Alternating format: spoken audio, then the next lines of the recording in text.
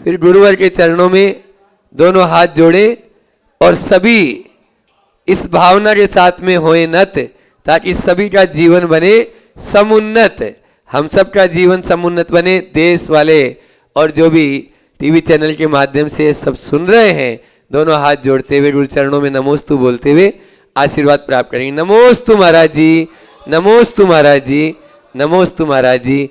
और चलते हैं शांति धाम के आज इस नव प्रांगण में आज का शंका समाधान का सत्र प्रारंभ करते हैं।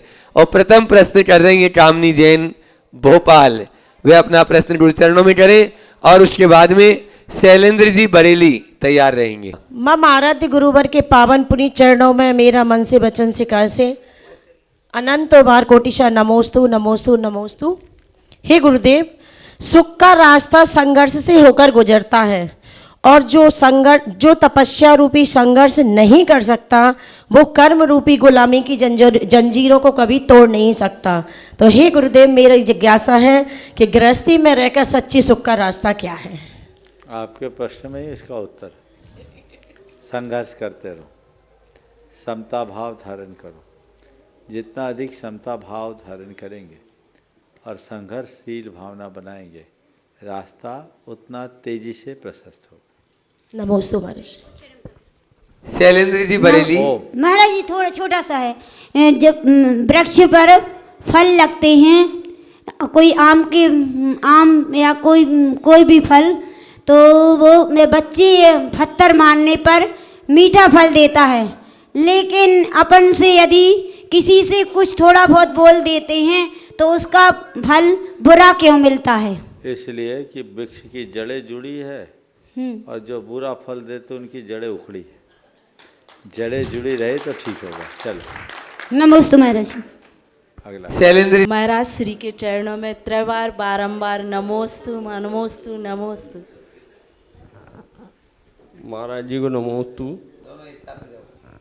महाराज जी, छोटे बच्चे रहते हैं 7-2 साल के, उनका समाधि मरण कराएं तो किसको पुण्य मिलेगा, किसके भाग्य? छोटे बच्चों को समाधि मरण करा सकते, लेकिन 8 वर्ष के पूर्व समाधि मरण भी नहीं, दीक्षा भी नहीं, केवल भावना भाई सदमरण। हाँ नमोस्तु। और सविता जी आदेश जी जैन सैपुरा बिटोनी। दो महाराज जी के चरणों में त्रिवार नमोस्तु नमोस्तु नमोस्तु। महाराज जी गृहस्थ में रहते हुए प्रबल भावना है व्रति बनकर सल्लेखना पूर्ण मरण हो, परंतु अस्वस्थता के कारण कदम पीछे हट जाते हैं, कैसे आत्मा उत्थान करें? नमोस्तु। ओम सल्लेखना की भावना हो, ऐसा नहीं है कि अस्वस्थता में रहने वाला व्यक्ति सल्लेखना नहीं करा सकता, बल्कि अस्वस्थ दशा में भी अच्छी सल्लेखना हो सकती। इसलिए सल्लेखना की भावना भाते रहिए, निरंतर प्रयत्नशील रहिए और ये भाव रखिए कि मेरा अंत समाधि मरण पूर्वक ही हो, चीज़ें अपने आप ठीक हो जाए। हाँ सविता जी नमोस्तु। हाँ बोलो। पहले माता। महाराज श्री, मुझे नारी पर्याय से छुटकारा पाने का संबोधन प्रदान कीजिए। नारी पर्याय से छूट के क्या करोगे? संसार से छूटने का प्रयत्न करो। हाँ जी, पहले और नारी संसार पर्याय तो छूटे महाराज। नारी पर्याय अनंत बार छोड़ चुकी, अब तो संसार छेदने की बात करो, मोक्ष मार्ग में लोगों सम्यक दर्शन के अनुकूल आचरण करो। ओ सुदर्शन जी पिंड रही, वे अपना प्रश्न गुरु चरणों में कर रहे हैं। और नमोस्तु गुरुदेव, नमोस्तु नमोस्तु नमोस्तु। गुरुदेव, विरागी से राग हो जाना विरागी की संगत में स्वाभाविक सा लगता है। गुरुदेव, विरागी से संगति में, उनकी संगति में राग हो जाना एकदम स्वाभाविक लगता है। उस राग से कैसे हम अपने पुण्य को संवर्धित कर सकते हैं? देखो, विरागी से राग होना भक्ति है और रागी से राग होना मोह। अगर विरागी से राग है तो ये भी कल्याण का ही कारण है। आचार्य ने लिखा है, विधूत तमसो राग तपः श्रुत निबंधन सांध राग इवार कश्य जंतो रभ्युदयाय स।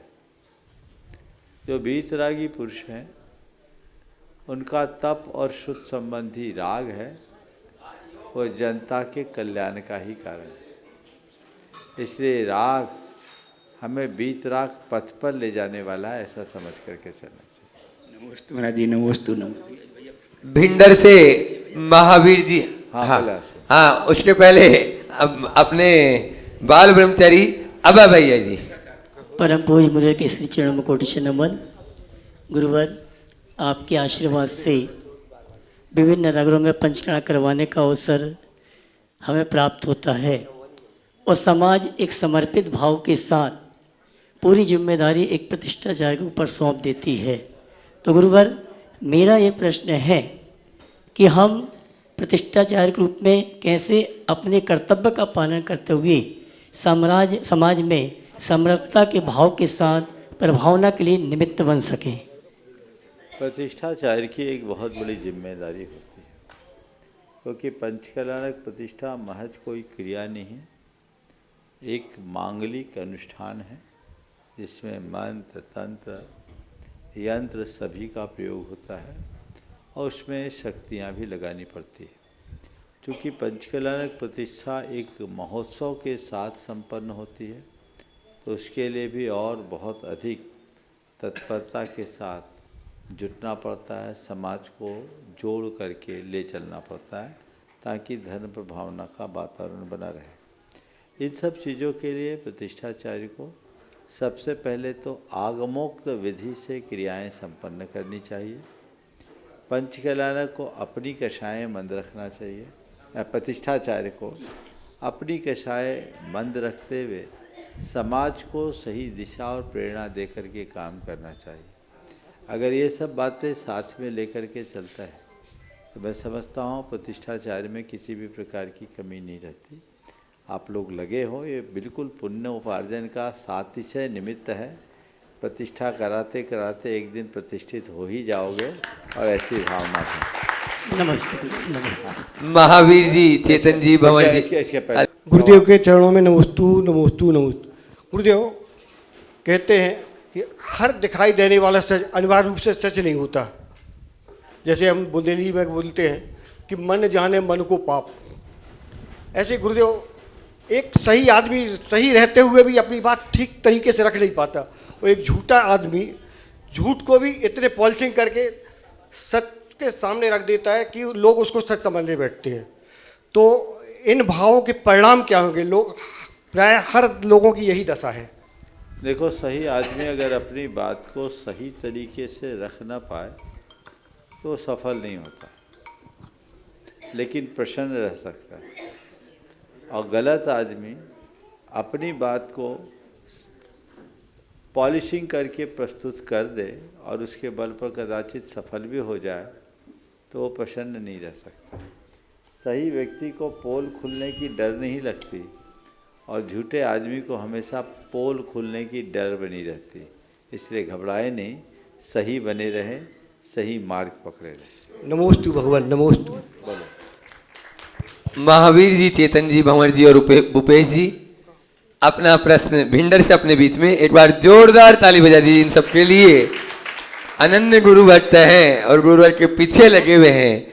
ऐसे भिंडर से अपने बीच में अपना प्रश्न गुरु चरणों में करें और तैयार रहेंगे। साकेत जी, जैन, राहतगढ़। दोनों गुरुदेव को नमोस्तु नमोस्तु नमोस्तु। हम चारों की तरफ से और पूरे नरसिंहपुरा, भारत के पूरे नरसिंहपुरा समाज की तरफ से और ख़ास तौर से भिंडर के पूरे दिगंबर जैन समाज की तरफ से आपके चरणों में नमोस्तु नमोस्तु नमोस्तु। गुरुदेव, पहले तो मैं कह दूं आपके आशीर्वाद से मैं शरीर को अपने वर्कशॉप में ले गया था और वहाँ रिपेयरिंग कर रहा था और हृदय में आप ही बैठे हुए थे, तो बिल्कुल लगा ही नहीं कि मेरे वर्कशॉप में कुछ हुआ है। ऐसा कुशल आपके सामने खड़ा हूँ। ये तो हुआ व्यक्तिगत। अब समाज की तरफ से अभय भैया और अशोक भैया ने कहा है कि आप दो दिशाओं में विहार कर रहे हैं। एक दिशा तो आपकी पूरी हो गई, अब दूसरी दिशा भिंडर की तरफ है। भिंडर में पंचकल्याण के लिए आप हम सब की तरफ से, पूरे समाज की तरफ से, दिगंबर समाज की तरफ से आप तिथि निश्चित करें और तिथि का उद्घोष करें, जिससे कि हम सबकी जो जिज्ञासा है, शंका है, उसका समाधान, और आपके पास तो समाधान है ही है। आप एक समाधान की तरफ जाएंगे तो दो समाधान होंगे। तो मेरा हम सब की तरफ से ये निवेदन है कि आज ही आप इस मंच से हम तिथि की घोषणा की प्रतीक्षा निवेदन इच्छा है या निवेदन कर रहे हैं आपके चरणों में हम सब। देखिए, निश्चित रूप से भिंडर वाले बहुत अधिक प्रयत्नशील हैं। वहाँ 29 जिनालियों का संकुल अपने आप में एक अभूतपूर्व है। छोटी सी समाज ने और बहुत अल्पावधि में उसे जिस रूप में विकसित किया है वह बहुत प्रशंसनीय है। सबके मन में प्रतिष्ठा की भावना है, पर मुझे लगता है कि थोड़ी प्रतीक्षा भी और करनी पड़ सकती है। आप सबको पता है, जो मूल समेत शिखर का कार्य है वो कार्य भी बहुत दिनों से प्रतीक्षित है और उसको प्राथमिकता पूर्वक संपन्न कराने का भाव सबका है। इसलिए मैं भिंडर वालों से कहूँगा, यदि धीरज हो, प्रतीक्षा कर सको, तो हम आपसे कहेंगे कि प्रतीक्षा करो। और चूँकि मंदिर बन चुका है, समाज की भावना प्रबल हो, तो समाज के लोग अपने हिसाब से सोच सकते हैं, क्योंकि अभी दूरी बहुत है। कोई ना कोई अंतराय आपका हमारे बीच में आ रहा है, वो अंतराय के निवारण तक प्रतीक्षा करो, अन्यथा हम बहुत प्रसन्नता से आशीर्वाद देते हैं। आप लोग अपना कार्य संपादित करवा ले, मंदिर पूर्ण हो गया है तो पूर्ण कर ले। और से मुझे जैसी जानकारी, थोड़ा बहुत तो काम भी अभी बाकी है, तो इसको आप पूर्ण करें, उसके बाद देखेंगे। बहुत बहुत आशीर्वाद। नमोस्तु नमोस्तु नमोस्तु। और यहाँ की कमेटी उनका स्वागत अभिनंदन कर रही है, आप लोग ताली से स्वागत कर दें। और उसके बाद में साकेत जी जैन राहतगढ़ युवा मंडल के साथ कर लें, और उसके बाद में संकल्प जी समैया कल्याण मित्र स्वाध्याय मंडल के साथियों के साथ। महाराज श्री के चरणों में अनंतों बार बारंबार नमोस्तु नमोस्तु नमोस्तु। महाराज श्री इंदौर से साक्षी जैन का प्रश्न है। महाराज श्री दिवाली के दिन उनके सासू माँ शांत हो गई थी, तो अब वो दिवाली के दिन अगली साल से पूजा करें या ना करें? शंका का नहीं करें। 12 दिन के बाद सूतक खत्म जी, 13वें दिन से दिवाली शुरू जी। जैन धर्म कहता है जन्म मरण तो लगा हुआ है जी, किसी की मृत्यु से कितना शोक करोगे। व्यापार धंधा और दुनियादारी के सब काम जब आप एक रूप से करते हैं, तो पर्व त्यौहार न मनाना एक प्रकार की रूढ़ी है। हमारी काली दिवाली हो गई। अरे सबके महावीर भगवान तो दिवाली के दिन गए थे, निर्वाण महोत्सव मनाते कि नहीं मनाते? हाँ बोलो। तो इसलिए इस सब चीज़ों में सोचना उचित नहीं। नमोस्तु महाराज श्री। कल्याण मित्र स्वाध्याय मंडल के सभी युवा साथी। नमोस्तु महाराज श्री। महाराज श्री, यह अनुभूति अकेली मेरी नहीं, बल्कि यहाँ बैठे हर स्वाध्यायी की है। आज से कुछ दिन पहले भगवान के ज्ञान कल्याणक वाले दिन आपके द्वारा दी गई भगवान के संवत्सरण में दिव्य देशना का ऐसा अनुभव किया जैसे हमने अभी कुछ दिन पहले 24 तीर्थंकर पुराण में पढ़ा था। एक ऐसी अनुभूति हुई महाराज श्री जैसे हम साक्षात आपके संवत्सरण में बैठे हों। जिज्ञासा यह है महाराज, जिस प्रकार भगवान का संवत्सरण लगता है और कुछ समय बाद लुप्त हो जाता है, आपके द्वारा भी संवत्सरण लगा, वो भी लुप्त हो गया। तो महाराज श्री हमें वो मार्ग प्रदर्शित करिए कि जैसी विशुद्धि हमारे परिणामों में उस समय बनी थी, वैसी ही विशुद्धि हम लोगों की बनी रहे, जिससे हम अपना भी आत्मकल्याण कर सकें। नमोस्तु महाराज श्री। देखिए, बात बिल्कुल सही है। ये तो एक संयोग था। अभी हमारा समोशरण नहीं है, हम तो खुद भगवान की शरण है। ये तो आप लोगों ने व्यास पीठ पे बिठाल दिया, समोशरण की गणधर पीठ पे बिठाल दिया। तो नैमित्तिक देशना जो मुझे देनी थी, मैंने अपने अंदर ऐसा भाव जगाया मानो मैं साक्षात भगवान के समोसरण में है और गणधर परमेष्ठी मेरे हृदय में विराजमान होकर उसका उद्गार व्यक्त कर रहे हैं। आप लोगों की जो अनुभूति है वह आपकी श्रद्धा की अभिव्यक्ति है। हालांकि भावनात्मक रूप से हम ऐसा कर सकते हैं।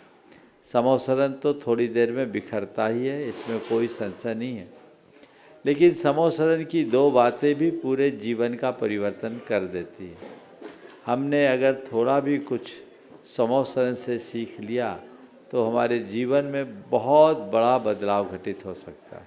तो हम समोसरण को समझें, भगवान की शरण को स्वीकारें। समोसरण बिखरे या न बिखरे, भगवान के वचन हमारे हृदय में अंकित होने चाहिए, उसी से हमारा जीवन निखर पाएगा। मोहित भाई, तीनों भाई अपना प्रश्न गुरुचरणों में कर रहे हैं। महाराज जी नमोस्तु। महाराज जी, एक श्रावक के द्वारा राजसभा में मुनिराज सुंदर होते हैं कहा गया, जबकि मुनिराज कोढ़ग्रस्त से ग्रसित थे। ये बात मुनिराज के चरणों में पहुंची तो एक ही भाव स्त्रोत के माध्यम से वादिराज मुनिराज ने उस श्रावक की जिन शासन की बात रखने भगवान की स्तुति करी, ना कि शरीर की सुंदरता के लिए। तो उन्हें एक ही भाव स्त्रोत में जब भगवान की स्तुति के लिए विशुद्ध परिणाम द्वारा स्तुति करी तो कहते हैं कि उनका शरीर कोढ़ से सोने जैसा सुंदर हो गया।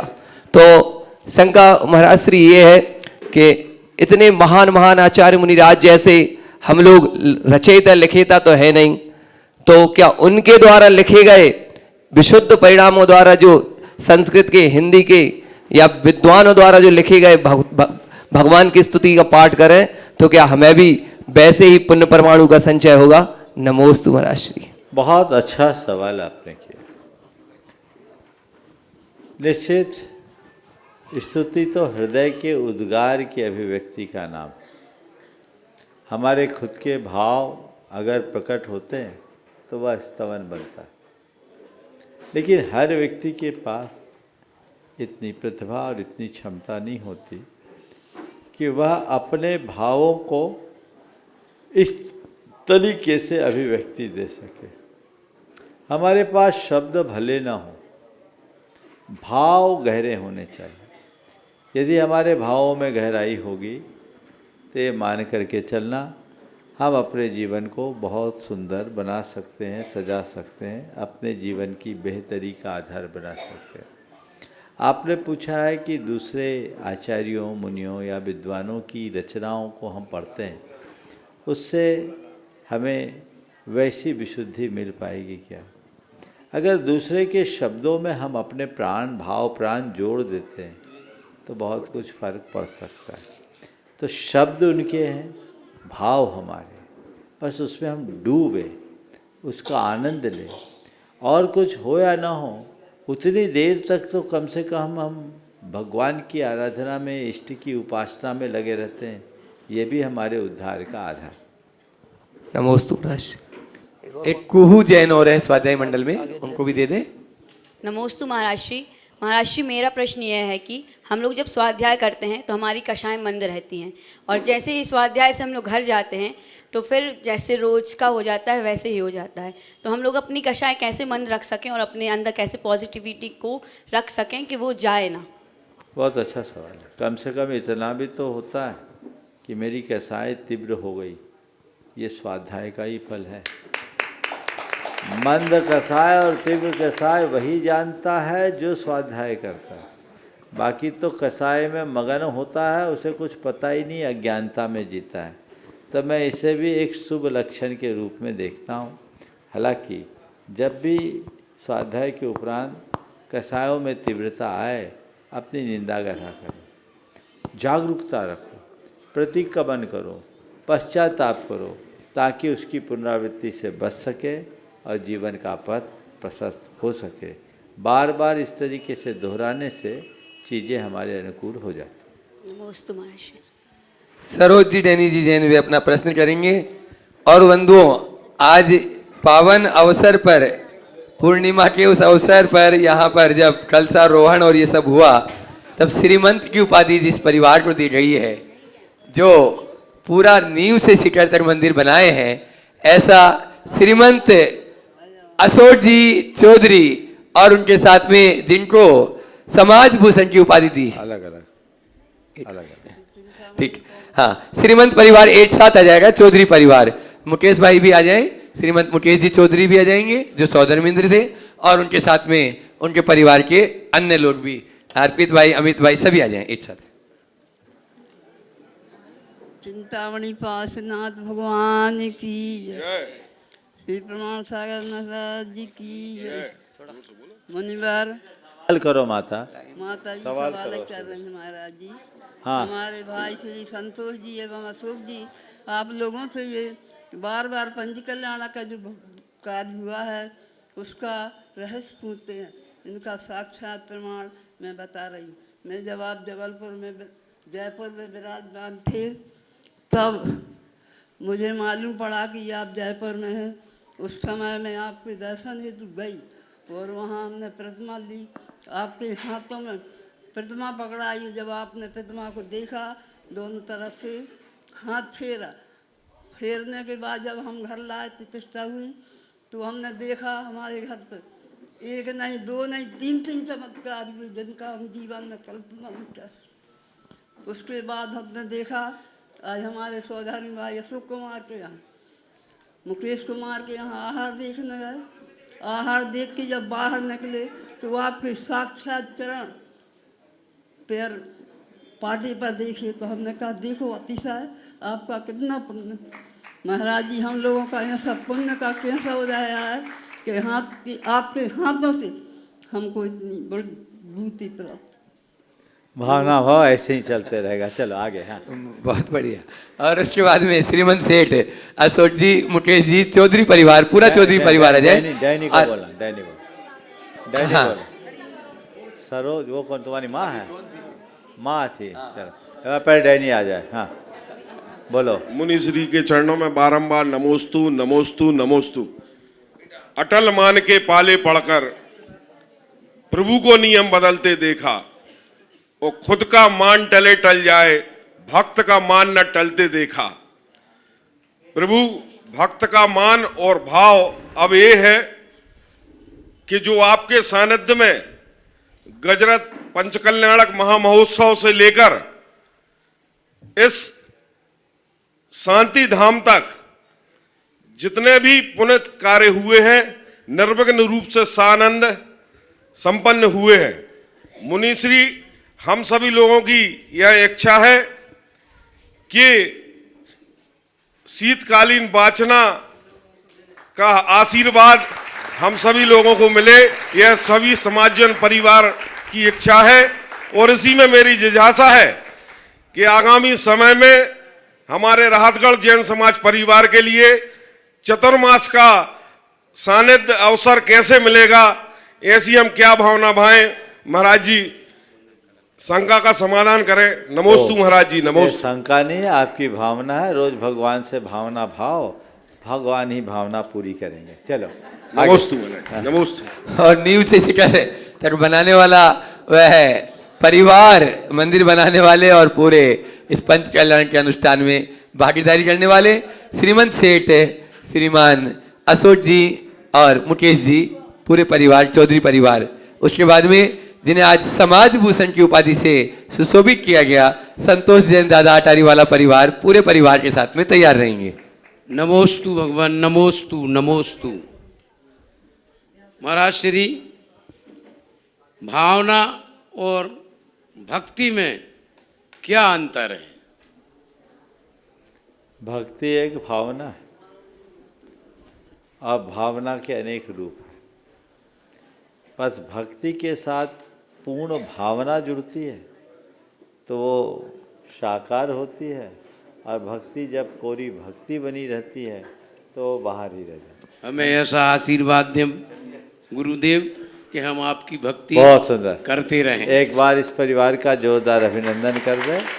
इन्होंने इस जिलालय में जहां आज बैठकर हम ये शंका समाधान संपन्न कर रहे हैं, जिसके निमित्त ये पंच कल्याण हुआ, जन्मभूमि से लेकर शिखर तक के निर्माण की जो उदारता इन्होंने प्रकट की है, भगवान से मैं प्रार्थना करता हूँ और इन्हें यही आशीर्वाद भी देना चाहता हूँ, ये परंपरा आगे भी चलती रहे। संतोष। नमोस्तु नमोस्तु नमोस्तु।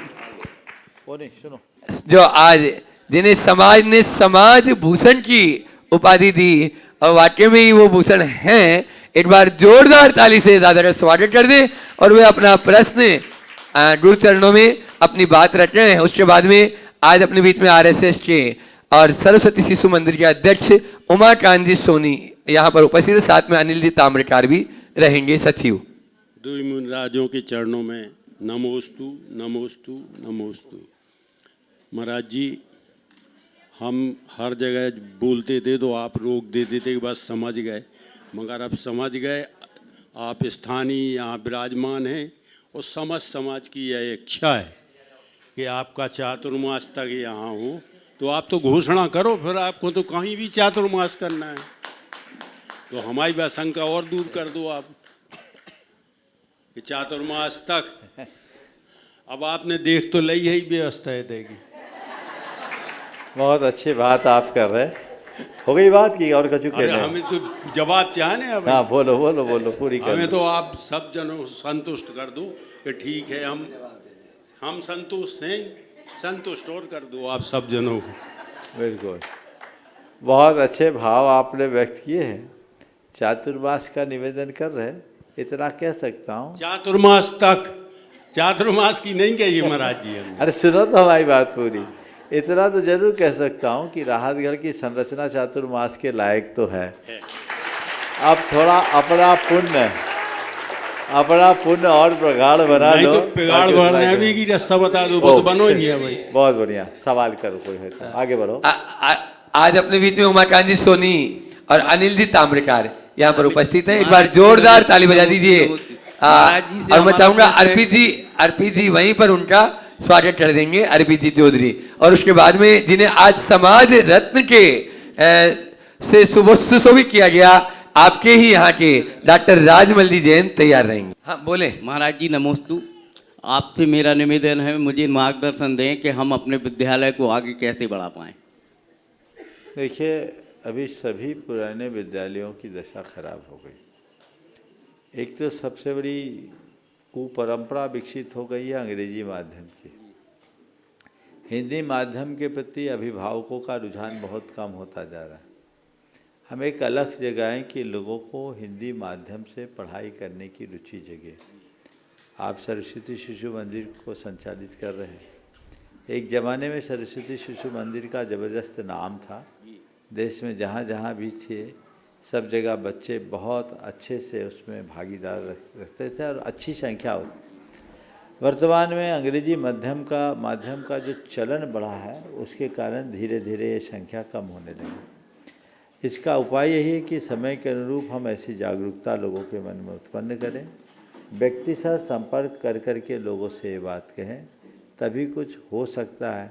अन्यथा हिंदी की हालत बहुत ख़राब हो गई है और मैं समझता हूँ इससे देश की हालत भी खराब होगी। हम लोगों के हृदय में सांस्कृतिक मूल्यों के प्रति निष्ठा जगाएं, अपनी संस्कृति के प्रति अनुराग उत्पन्न करें, तभी हम कुछ बेहतर कर पाएँ। हो गया। दीपेश जी जैन बेगमगंज। राजमल जी पहले आज जिनको समाज रत्न की उपाधि दी गई, ऐसे डॉक्टर राजमल जी जैन, एक बार मैं चाहूंगा सभी लोग जोरदार ताली से इस उम्र में भी जिन्होंने बहुत सेवा की है, सपत्नी आज यहाँ पर उपस्थित हैं, वे अपना प्रश्न गुरु चरणों में कर रहे हैं। और उसके बाद में दीपेश जी जैन बेगमगंज तैयार रहेंगे। महाराज जी का आशीर्वाद हमेशा हमें बना रहे, ऐसी मैं करता हूँ। सारी समाज को धन्यवाद देता हूँ कि उन्होंने मुझे इस लायक समझा। बहुत सुंदर, चलिए एक बार जोरदार अभिनंदन करते हैं। हाँ बोलिए दीपेश जी अपना प्रश्न कर रहे हैं। पूज मुनीश्री के चरणों में रजपुरा परिवार बेगमगंज की ओर से कोटसा नमोस्तु नमोस्तु नमोस्तु। हे गुरुदेव, आज हम भी पालक बन गए हैं, तो अपने बच्चों की शिक्षा दीक्षा और एक अच्छे संस्कार कैसे हम प्रदान करें अपने बच्चों को कि भविष्य में वो भी हमारी ही तरह गुरु चरणों में और समाज के मार्गदर्शन में, समाज के साथ में जिन धर्म की पताका फहराते चलें, कैसे हम उनका मार्गदर्शन करें, इससे हमें संतुष्ट करने की कृपा कीजिए प्रभु। बहुत अच्छा सवाल आपने किया। संतान को जन्म देना और जन्म देकर उसे अच्छे संस्कारों के साथ उसका पालन पोषण करना दोनों अलग अलग चीज़ है।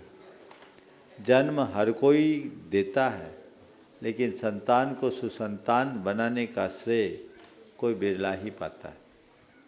मैं आपको 4 सूत्र देना चाहता हूँ जी, जो सबके लिए बहुत उपयोगी है, और ये सूत्र संतान को सुसंतान बनाने के आधार बन सकते हैं।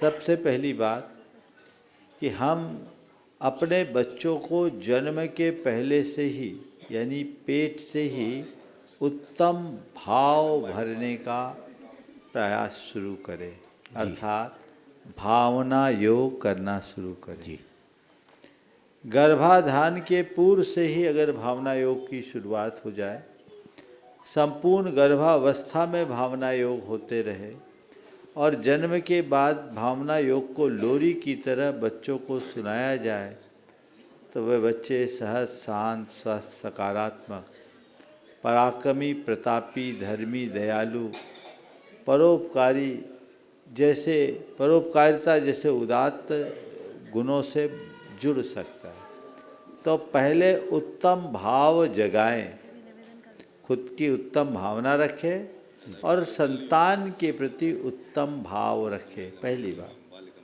दूसरी बात, अपने बच्चों के सामने आदर्श उदाहरण बने। बच्चा बड़ा हो तो आपको देखकर उसके मन में बैठना चाहिए कि इस धरती के सर्वश्रेष्ठ मनुष्य में यदि कोई है तो मेरे पिता हैं, मेरी माँ है। ये उदाहरण बनिए। वो आपका आचरण, आपका व्यवहार उसके लिए प्रेरणा बनेगा। तीसरी बात, बच्चों के लिए बच्चों की भावनाओं की कद्र करें। उनकी कोई भी बात है, हर अच्छी बात को स्वीकार कीजिए और बुरी बात को समझा करके उन्हें ठीक कीजिए। सीधे आज्ञा आदेश थोपने की कोशिश मत कीजिए।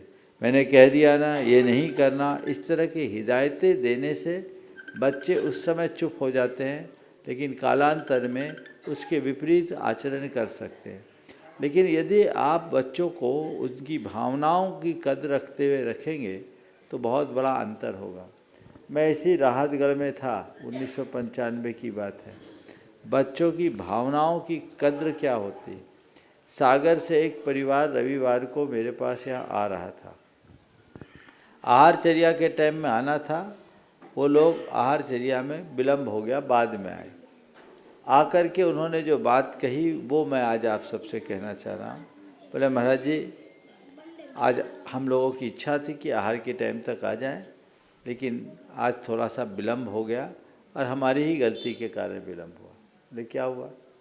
बोले महाराज जी, इस बिटिया के एग्ज़ाम की बात थी, एग्ज़ाम की तैयारी थी और 2 दिन बाद इसका पेपर था। शायद IIT का कोई पेपर था या नीट का कोई पेपर था। उस समय तो नीट चलता नहीं था, आपकी PET और PMT चलता था, उसका कोई पेपर था।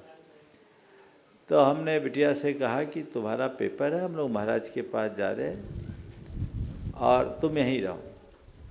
बिटिया ने कहा कि पापा आप हमें ले चलो, हमने अच्छी पढ़ाई कर ली और महाराज का आशीर्वाद मिलेगा तो हमारा कॉन्फिडेंस और अच्छा होगा, पेपर अच्छे हो। नहीं नहीं, तुम्हारा पेपर है, तुमको नहीं जाना, हम 2-3 घंटे वहाँ लग जाएंगे, तुम यहीं रहो। बोले महाराज इसको छोड़ तो आए। 10 किलोमीटर तक आगे लड़की का चेहरा हमारी आंखों में झूलता रहा। वो मायूस है, हमारे ना कहने के कारण चुप रह गई। महाराज जी हमसे रहा नहीं गया, हमने गाड़ी वापस लौटाई और लौटते ही कहा बेटा सॉरी, चलो तुम्हें भी चलना है महाराज के पास। महाराज जी हमारे साथ लिपट गई और ये आज बहुत खुश है।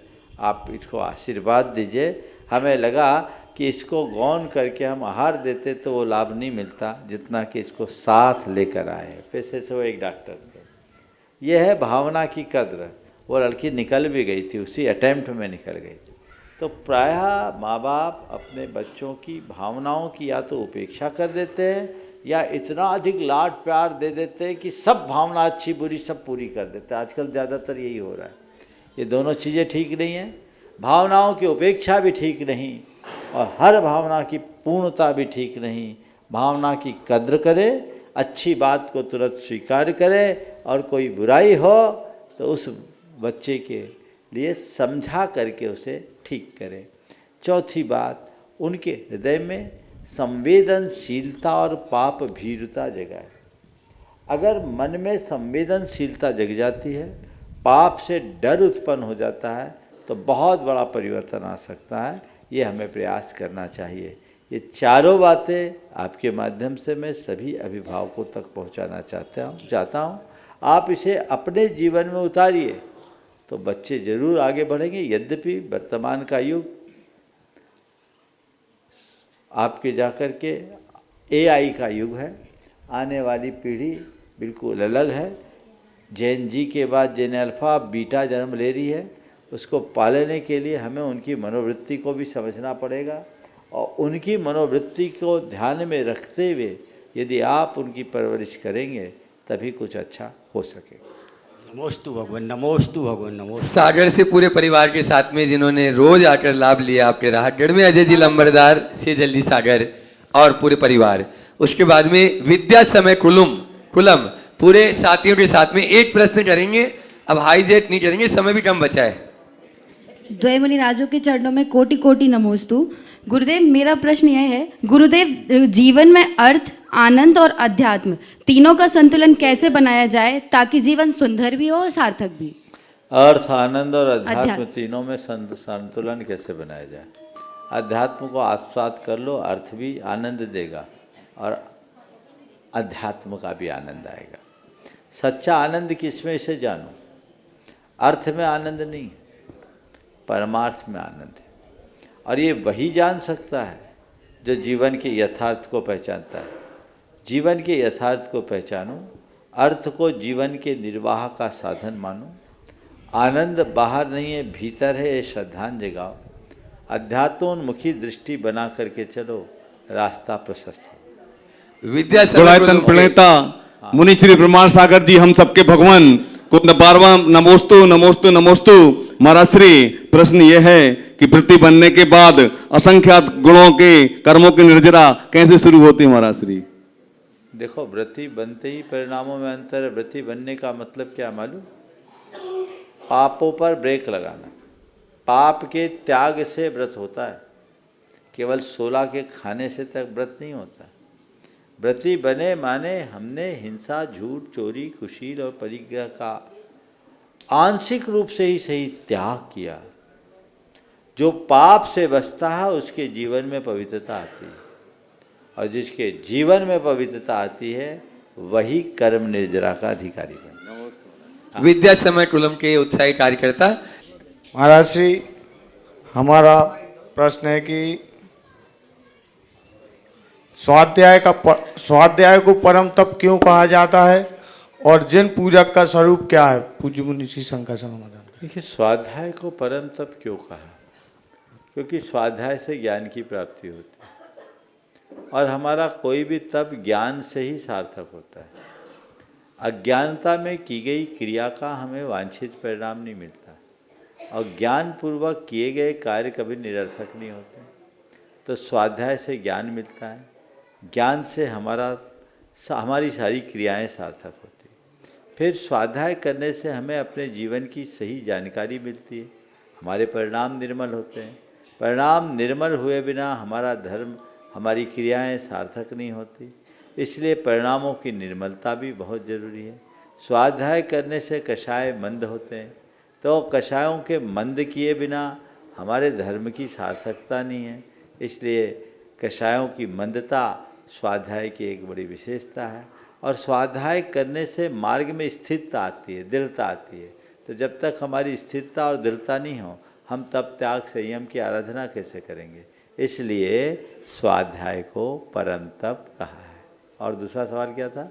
जिन पूजन का स्वरूप क्या? जिन पूजन का स्वरूप आपने पूछा। देखो, भगवान के प्रति अष्ट द्रव्य से अपनी भक्ति को प्रकट करने का नाम पूजन है। समझ गए? हम लोग जो जलगंध अक्षत आदि चढ़ाते हैं, ये भगवान के प्रति जो पूजा भक्ति की जाती है उसका एक आधार है। भाव भक्ति के साथ अनुराग पूर्वक जब हम अपनी श्रद्धा अर्पित करते हैं तब पूजा होती है। अभी समय की अल्पता है, इसलिए इस सवाल का उत्तर मैं भी इतना ही दूंगा। नमोस्तु नमोस्तु। दैनिक जागरण के पत्रकार प्रकाश राय जी अपने बीच में हैं और उसके गुरु जी आपके चरणों में हम बैराग लेना चाहते हैं। हाँ बोलो। आपके चरणों का आशीर्वाद बना रहा है। अभी है तक हमारी शादी भी नहीं हुई है, न हमारा कोई है, माँ बाप तो है ही नहीं, और आपके चरणों का आशीर्वाद ऐसा मिले कि हमें बैराग धारण हो जाए। बहुत प्रसन्नता का विषय है कि तुम्हारे अंदर ऐसे भाव आ रहे हैं। अपने भावों में ऐसा ठहराव रखो, मन को पूरा बैरागी बना लो, पक्का बन जाओ, फिर आगे विचार करेंगे। बहुत बढ़िया, चलो। हाँ हाँ दिख नहीं रहे। आमीन। संध्या पवन प्रदीप जी दिवाकर गुणायतन ट्रस्टी। दो मुनिराज के चरणों में बारंबार नमोस्तु नमोस्तु नमोस्तु। बोलो।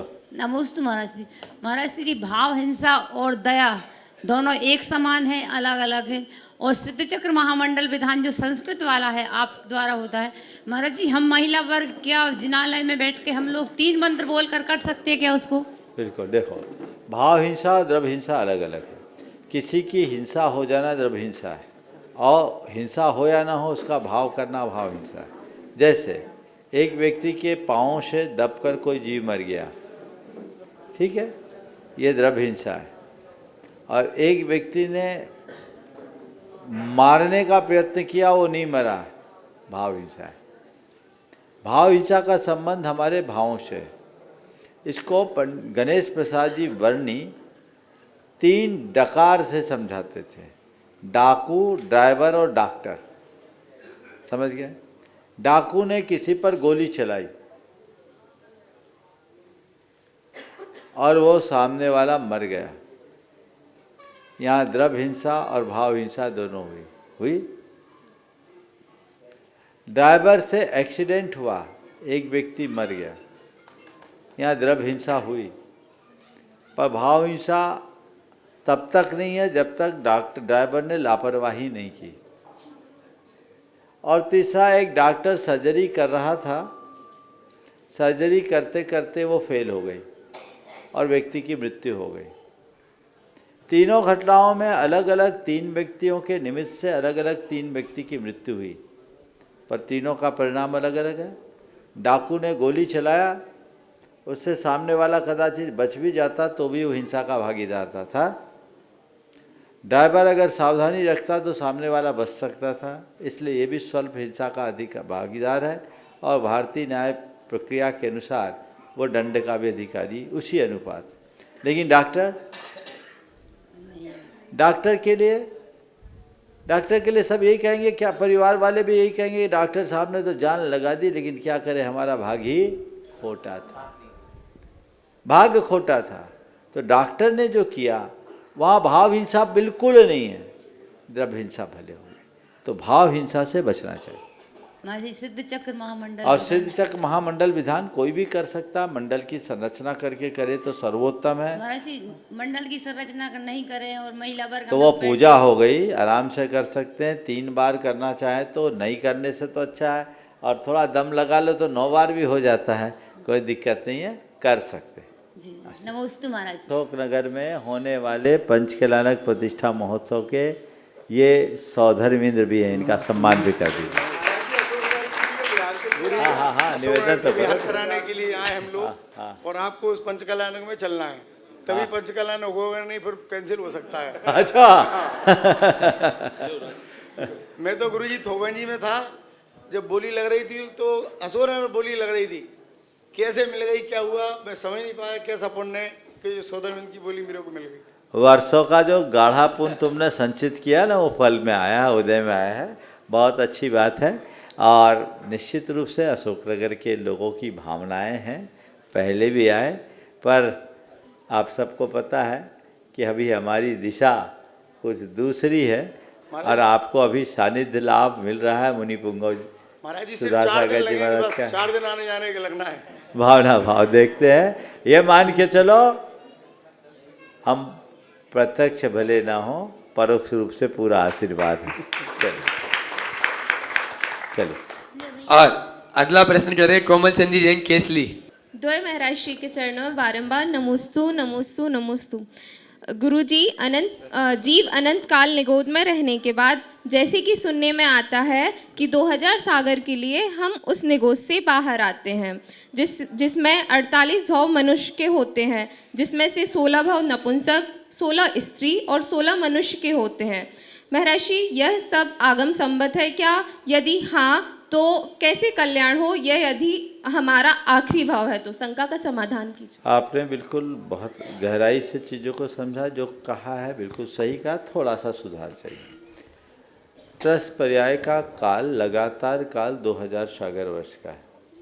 2000 सागर वर्ष की अवधि में हम 10 पर्याय में रहते हैं। इसके बाद यदि हम पार नहीं हुए तो वापस स्थावर में जाना पड़ता है। इसमें 48 भाव मनुष्य के होते हैं, जिसमें 16 पुरुष, 16 स्त्री और 16 नपुंसक। लेकिन प्रायः ऐसी व्याख्या कर दी जाती है कि ये 48 भाव ही मिलते हैं। ये कथन आगमानुकूल नहीं है। निरंतर मनुष्य से मनुष्य कोई बनता है तो 48 भाव तक बनता है। बीच में अगर एक आध भाव का गैप हो जाए तो फिर से 48 मिल सकते हैं। समझ गए? तो अब क्या करें? तो हम तो बोलते हैं अपने इस भाव को अंतिम भाव मानो और कहो कि अब हमने को उद्धार करना है। अंदर कौन सा भाव है कौन जानता है। पर हम इस बात की प्रतीक्षा भी क्यों करें कि मेरे अभी तो 2 4 10 भाव बचे हुए, फिर उद्धार कर लेंगे। यह भाव फिर संभव नहीं, इसे वृथा न खोए और विषय तजो, संभव भजो जितना संभव हो। समझ गए ना? चलो, उस श्री ने पद्यानुवाद किया है 2400 भगवान का। कोमल चंद जी अपना प्रश्न करें, उसके पहले स्वाध्याय मंडल की एक बहन चंचल। द्विमन राजा के चरणों में बारंबार नमोस्तु। सभी क्षुल्लक महाराज जी को एक क्षामी। महाराज श्री, हमने पद्म पुराण का स्वाध्याय किया तो उसमें राम भगवान की 17 वर्ष की आयु थी, 17,000 वर्ष की आयु थी। तो महाराज जी उनकी शादी कितनी वर्ष में हुई थी? और अगर उनकी शादी 20-30 वर्ष में हुई थी तो उन्होंने तो बहुत पीढ़ियाँ देखी होंगी, पर आजकल तो सिर्फ 3 या 4 पीढ़ियाँ को देखने को मिलती हैं। तो महाराज जी शंका का समाधान करें कि उन्होंने तो 200-300 पीढ़ियाँ देखी होंगी या उनकी भी 2-4 पीढ़ियाँ देखी होंगी उन्होंने। सुनो, रामचंद्र जी के तो 17,000, आदिनाथ भगवान की 84 लाख पूर्व, हिसाब लगा लो। और यौवन अवस्था 16 वर्ष में हो जाती। समझ गए? तो ये महान पुरुषों की महालीला होती। अब होंगे चक्रवर्ती के 96,000 पुत्र कहाँ से होंगे? उसी हिसाब से होते होंगे। लेकिन सुनो, प्रकृति भी अपनी व्यवस्था बनाती है। गैप रहता होगा एक दूसरे जनरेशन में, ऐसा नहीं कि लाइन लग जाए, चलता होगा, उम्र के हिसाब से ही चलता होगा। अब कैसे होता होगा, कितनी पीढ़ियां होती होगी? 16 वर्ष में जवान होते हैं अगर देखें तो 100 वर्ष में 5 पीढ़ी तो कम से कम मानो, और लाखों करोड़ों अरबों वर्ष की आयु, एक एक पूर्व ही इतनी आयु 84 लाख गुणित 84 लाख वर्ष का एक पूर्वांग होता है। हाँ, ये 84 लाख वर्ष का एक पूर्वांग, उसको 84 लाख से गुना करो तो एक पूर्व। अब इसको 1 करोड़ वर्ष से गुना करो तो एक पूर्व कोटि, कितनी आयु? तो उस समय सब जन्म देने वाले भी ऐसे और जन्म लेने ही वाले वैसे। अब इतनी जल्दी शादी तो बिल्कुल टाइम पे हो जाती 16-17 वर्ष में। आज की तरह प्रतीक्षा नहीं करते थे कि 30-30 वर्ष तक इंतजार करें। लेकिन अब रहा सवाल संतान उत्पत्ति का, तो वो भी हो। और फिर मुझे तो ऐसा लगता है कि चौथे काल में वो ज़्यादा बच्चे पैदा अपने आप नहीं करते थे। 2, 4, 10, 20 हुए और ब्रह्मचर्य ले लेते होंगे, विराम लग जाता, तो ज़्यादा पीढ़ियाँ वहाँ नहीं चलती होगी, ऐसा चलेंगे। चलिए आज के सत्र को, हाँ जल्दी से बोलिए। कोमल चंद जी। 108 मुनीष प्रमाण सागर जी, संतान सागर जी महाराज की जय। हे महाराज, हमारी ये शंका है कि पंच कल्याणक में राजा श्रेयांश और राजा सोम दोनों भाइयों के यहाँ आदि सागर जी महाराज का प्रगान हुआ, मगर पंच कल्याणक में देखते हैं श्रीयांशनाथ भगवान का ज़्यादा प्रचलित क्यों है, और बोली भी लगती है तो उनकी ही ज़्यादा लगती है, सोम की नहीं? सोम ज़्यादा प्रचलित क्यों नहीं हो पाया? यहीं छोटे को ज्यादा बड़प्पन मिला है, यहीं पर है ना। आज के सत्र को यहीं पर विराम। बोलिए परम पूज्य आचार्य गुरुवार श्री विद्यासागर।